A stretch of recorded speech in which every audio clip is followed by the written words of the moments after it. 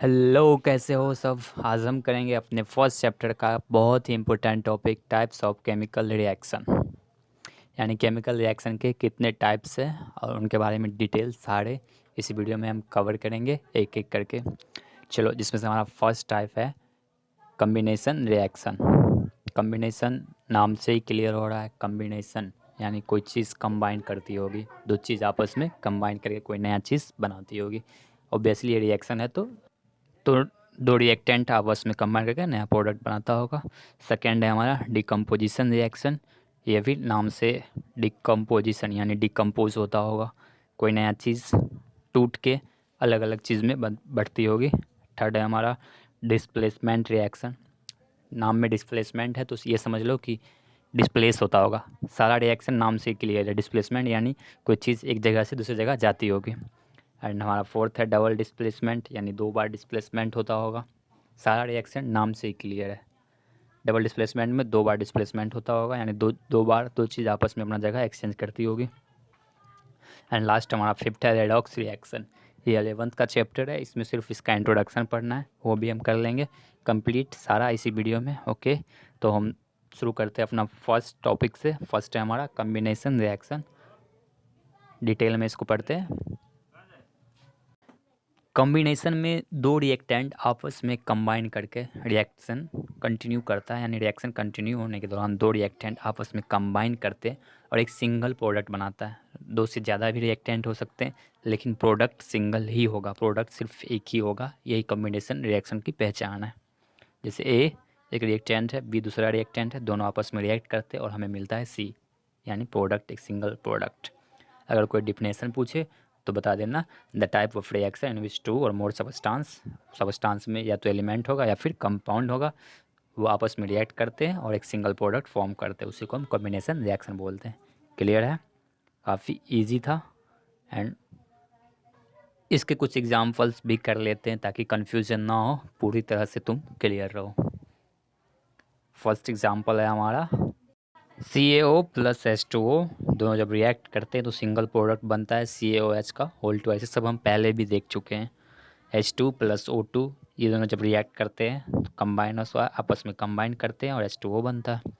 इस तरह से हमारा सेकेंड टाइप है डिकम्पोजिशन रिएक्शन, यानी डिकम्पोज होता होगा, नाम से तो यही लग रहा है।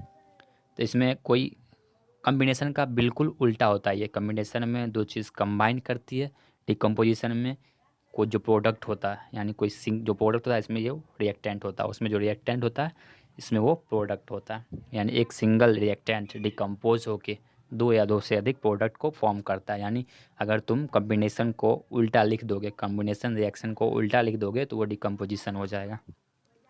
Definition, the type of reaction in which single reactants break down into multiple products, यानी एक सिंगल रिएक्टेंट ब्रेक होके मल्टीपल प्रोडक्ट बनाता हो, दो या दो से अधिक प्रोडक्ट बनाता हो, वही डिकम्पोजिशन है। यानी सिंपल बता दिया ना, कम्बिनेशन का जो लिखोगे उसको उल्टा कर दोगे तो डिकम्पोजिशन हो जाएगा, यानी कम्बिनेशन के प्रोडक्ट की जगह डिकम्पोजिशन का रिएक्टेंट होता है। अब डिकम्पोजिशन रिएक्शन थ्री टाइप्स के होते हैं, तीन टाइप्स के डिकम्पोजिशन रिएक्शन होते हैं। वो डिपेंड करता है कि डिकम्पोज करने के लिए, उसको ब्रेक डाउन करने के लिए हमने जो एनर्जी दिया वो किस फॉर्म में था।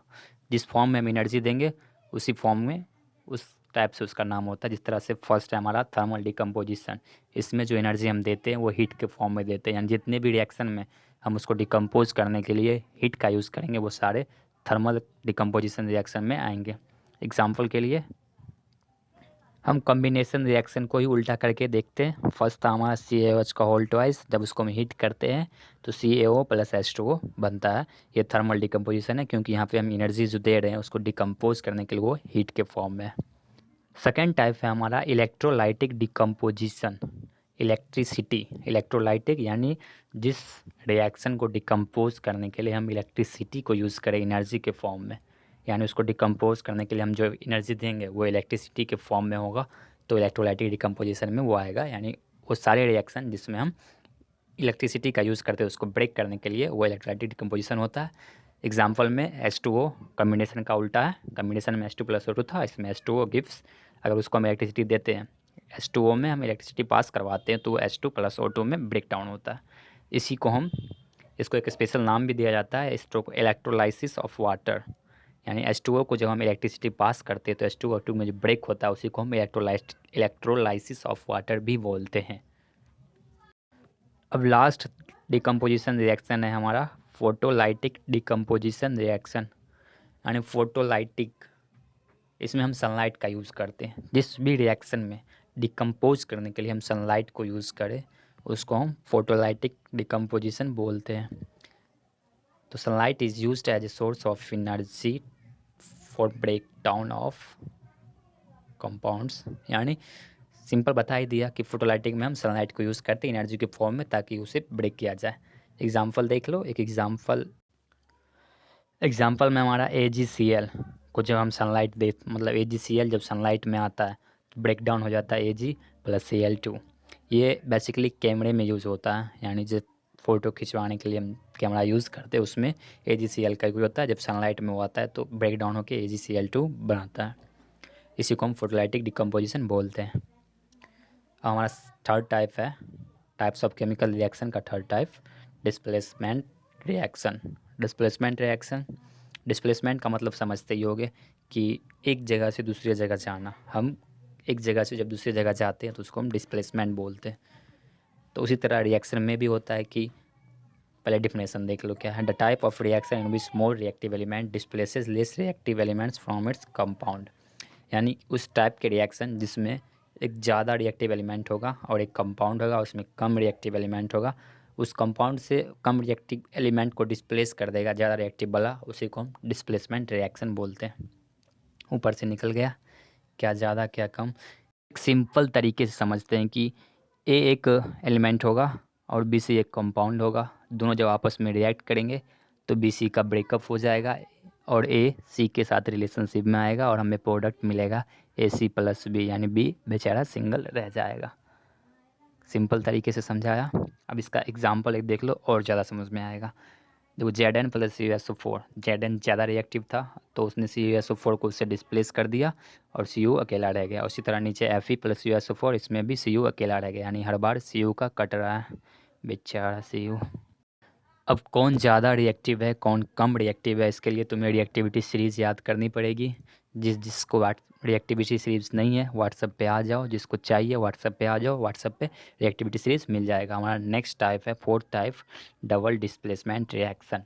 डिस्प्लेसमेंट 2 बार होती होगी, सिंपल चीज़ है। तो इसका सबसे पहले हम इसका डिफिनेशन क्लियर कर लेते हैं क्योंकि डिफिनेशन से इसको ज़्यादा ईजिली समझा जा सकता है। तो the type of reaction in which compounds exchange their ions to form new products.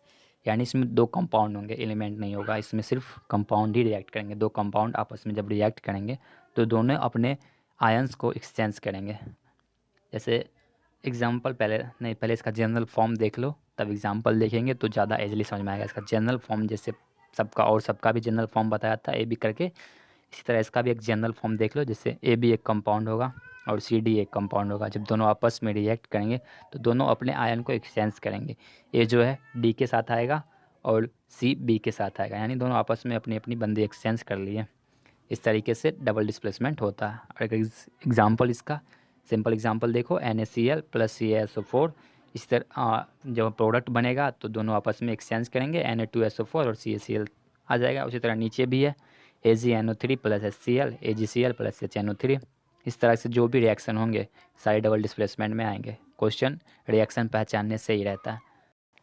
Last है हमारा रेडॉक्स रिएक्शन। ये बेसिकली 11th का चैप्टर है, लेकिन इसमें हम उसका इंट्रोडक्शन ही पढ़ने वाले हैं सिर्फ। यानी reduction, oxidation, reducing agent, oxidising agent, यही सिर्फ इसमें पढ़ने वाला है।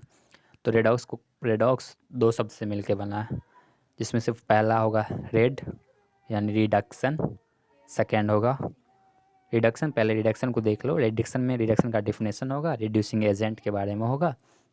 और इसी तरह हमारा सेकेंड वर्ड होगा ऑक्स, यानी ऑक्स फॉर ऑक्सीडेशन। ऑक्सीडेशन में क्या होगा कि ऑक्सीडेशन रिएक्शन का डिफिनेशन, साथ ही साथ ऑक्सीडाइजिंग एजेंट के बारे में पढ़ेंगे कि कौन सा एजेंट ऑक्सीडाइजिंग एजेंट होगा।